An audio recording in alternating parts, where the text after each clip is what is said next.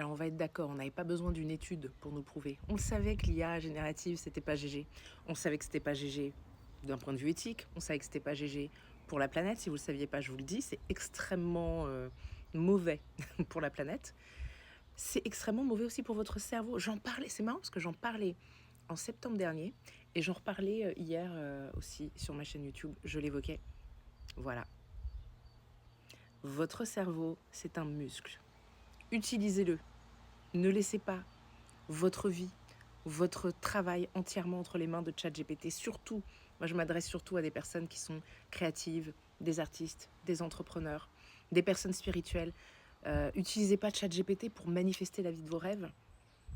Hein, j'ai vu cette trend à un moment donné là d'utiliser ChatGPT pour aider à visualiser la vie de vos rêves. Pas chez des personnes qui ont des difficultés à visualiser particulières, non, juste pour que ce soit mieux. Je vous en supplie, continuez d'utiliser votre cerveau, votre créativité et votre esprit critique. On le voit que l'esprit critique, c'est un truc qui se perd quand on regarde les commentaires sous les vidéos. Écoutez, j'ai une présence en ligne active et je crée du contenu. À l'époque, il n'y avait pas évidemment les réseaux sociaux depuis 25 ans.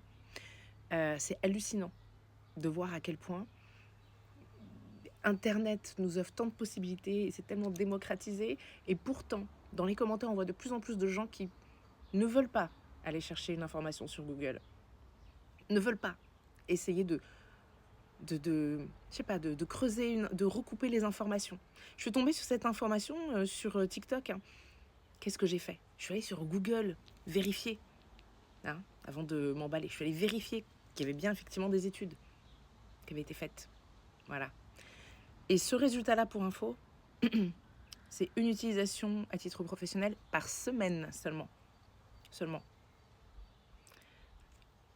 Je ne donnerai pas plus d'infos, vous irez chercher vous-même. Vous irez taper les mots dans Google ou un autre moteur de recherche pour retrouver l'étude. D'accord?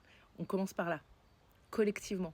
On utilise notre cerveau pour notre créativité, pour mettre en place une stratégie de communication, pour rédiger des textes, faire des résumés. Bien sûr, il y a des cas dans lesquels on aurait bien besoin d'un assistant pour nous aider à faire des trucs pour être plus efficaces. Okay, mais il y a plein de situations dans lesquelles c'est de l'abus.